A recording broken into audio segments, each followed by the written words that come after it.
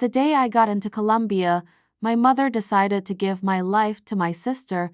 The subject line still burned in my memory. Congratulations from Columbia University. I had stared at the screen so long the words stopped looking real. For one suspended, impossible moment, I thought everything I had worked for had finally carried me somewhere beyond that house, beyond the constant humiliation, beyond my mother's voice telling me I was selfish every time I wanted something for myself. Then my mother, Linda Carter, made her decision. She said I was too immature to understand what really mattered. She said my younger sister needed the opportunity more. Before I had even printed the acceptance letter, she was already asking questions about enrollment forms, student records, and what it would take to use my information to help Lily take my place. That was how things worked in our house. Anything I earned became Lily's. Anything I loved became hers. Anything that might have saved me was treated like something I was supposed to surrender with gratitude. The first time I went to tutor for our neighbor after school, Linda was up before sunrise. She made me a bowl of noodles and set it in front of me while it was still steaming. I remember looking down at it, stunned by the ordinary kindness of it, and feeling warmth spread through my chest so suddenly it almost hurt. I thought maybe she was finally seeing me. I thought maybe, after all these years, there was still a place for me in that family. When payday came, our neighbor opened the door with an awkward expression and told me the money had already been sent to my mother. She had said I was underage and irresponsible with cash, that she would hold it for me. I knew better. By the time I got home, the fragile warmth had gone cold.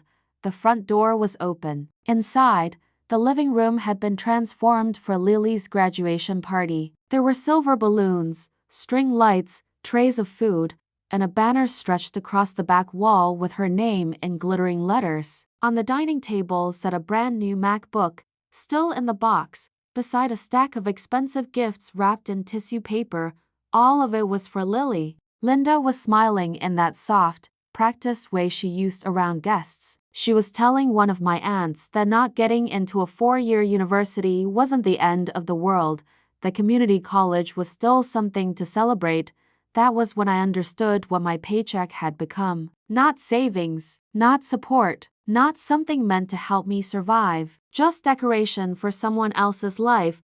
The second Linda saw me, her face changed. The smile vanished. "Don't just stand there," she snapped. "You need to keep tutoring. Your sister's phone is outdated." I stood in the doorway with my backpack still over one shoulder, unable to force a single complete sentence out of my throat. Around me, relatives raised glasses and repeated the same lines they always used. "Family comes first.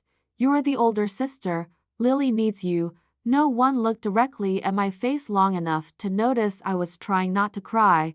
Lily crossed the room with the MacBook in her arms and held it out to me with a helpless little smile. "I don't even deserve something this expensive," she said. "Please don't be mad." She always did that. She knew exactly how to play innocence so that any protest from me became cruelty. When I was a junior in high school, I had spent months preparing for an academic competition that could have opened doors for scholarships and summer programs. The registration fee disappeared from my desk drawer 2 days before the deadline. Later, I found out Lily had used it on game credits and in-app purchases. She cried when she was confronted, said she hadn't understood, said she would pay it back. I was still the one who got screamed at for making her feel guilty. Linda pointed at me in front of everyone and said I was too ambitious, too showy, too determined to make Lily feel small. When I ranked first in my class, she said that if I had not stolen all the attention in the house, Lily would have had a chance to thrive too. It took me years to understand what she meant. In her eyes, I was never her daughter. I was an obstacle, something that had to be kept small so Lily could feel tall. At the party, my name was nowhere. The banner behind the cake congratulated Lily on her acceptance to community college. I stood in the middle of the room like an intruder who had wandered into the wrong house. Lily dropped food onto my plate, all the things she didn't want to eat, and everyone praised her for being sweet. When the fork in her hand dug suddenly into the back of my hand hard enough to break skin, I jerked from the pain. Linda looked over and said I was being dramatic. A little later, I started breaking out in hives. My chest tightened. My breathing turned shallow and ragged. Linda barely glanced at me before telling me not to embarrass her in front of company. I stood there with tears running down my face and heard myself say, "This family was never meant to have me in it." Then I walked out. No one came after me. Linda called only to scream. She said I was ungrateful. She said she had sacrificed everything for me. She said I should be ashamed of myself. I asked if she even remembered how my hearing had been damaged when I was younger. After one of her punishments went too far, she ignored the question and told me to come home and apologize to my sister. That was the moment something inside me went still. Pretend I died, I told her, and hung up.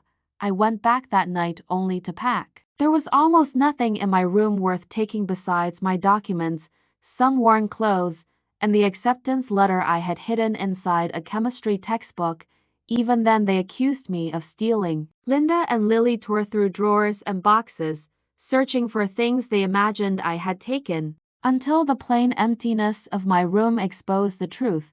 Nothing in that house had ever really been mine, not even my future.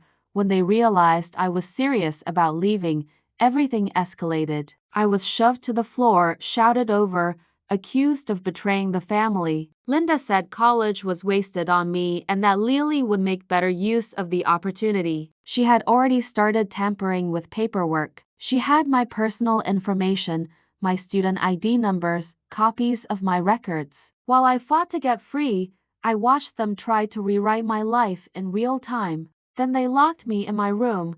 They said I needed to calm down and come to my senses. They said my whole life had to be about Lily, because that was what good daughters did.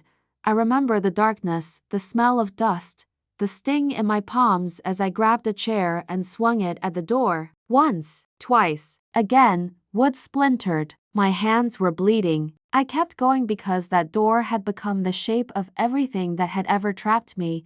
When it finally cracked open, I ran. I almost made it to the front porch before someone caught me from behind. And then another voice cut through the shouting. It was our neighbor, Rachel Thompson, the woman whose children I had tutored, the one adult who had ever looked at me like I mattered.